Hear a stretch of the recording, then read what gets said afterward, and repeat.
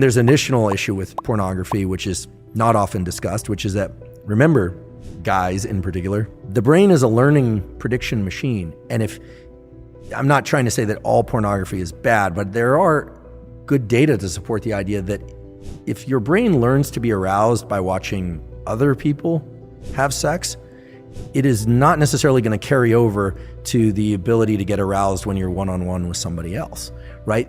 Especially young kids who are consuming a lot of pornography, the brain is learning sexual arousal to other people having sex. So you're going to program yourself into being a voyeur?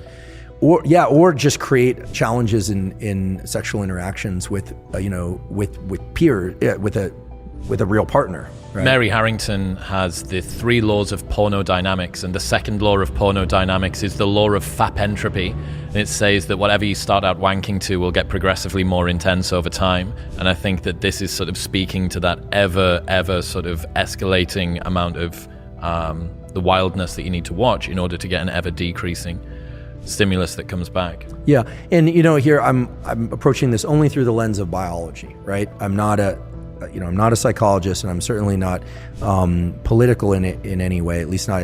I have ideas about politics, but I just don't discuss them publicly. But the idea here is that I'm not saying pornography as a stimulus is bad or good. What I'm saying is, in its availability and its extreme forms, it's a very potent stimulus.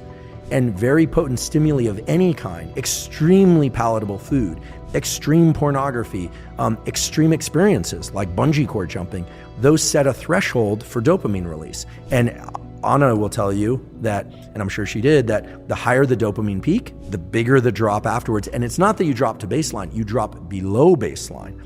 So again, these things aren't good or bad, they just have to be controlled in a way, because when people are pursuing dopamine peaks over and over and over and they aren't getting them, typically it's because they've been pursuing that activity far too often. And you're saying perhaps take a break from that, and there may be an ability for your system to reset. Right. Yeah. Yeah, I mean, in theory, all the things that we're talking about with pornography could be superimposed onto food or could be superimposed onto real sex, right? That one also has to be cautious there, right?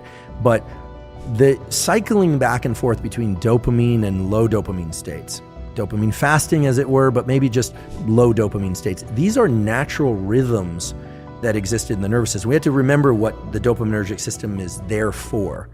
I'll say it again, I wasn't consulted at the design phase, but we know as a generic form of motivation and pursuit, you can imagine the human or the animal that's hungry or thirsty. It needs energy to go pursue the thing. So the idea that you have to eat in order to get energy, that's true, but you need energy in order to get the thing to eat. So our nervous system has energy also, that's dopamine and epinephrine. Yes, we use glucose and glycogen, et cetera, when we're pursuing things, but the idea here is you're pursuing something and then either by smell or by sight, you think you're on the right track. So you go down that track and then, there it is. You get some berries, or you get, let's get prehistoric about this, or you get to kill the prey and eat it, and then it gives you energy to continue this pursuit or to reproduce. I mean, there's a reason why humans and other animals seek out reproduction, is that every species, but certainly humans, have 2 innate desires built into them. Whether or not they decide to actualize this or not is the desire to protect young and make more of its own species. Every successful species does that. Even if people don't have children, in general, people care about children because of what they represent. Very few people dislike children. I mean, there are a few mutants out there that dislike children, but you always worry about those kinds of people.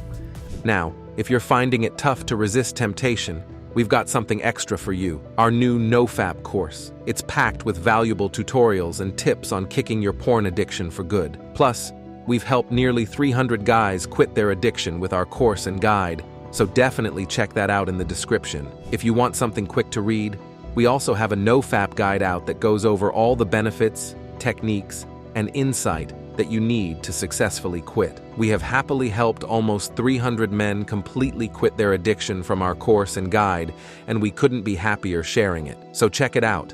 Links are in the description.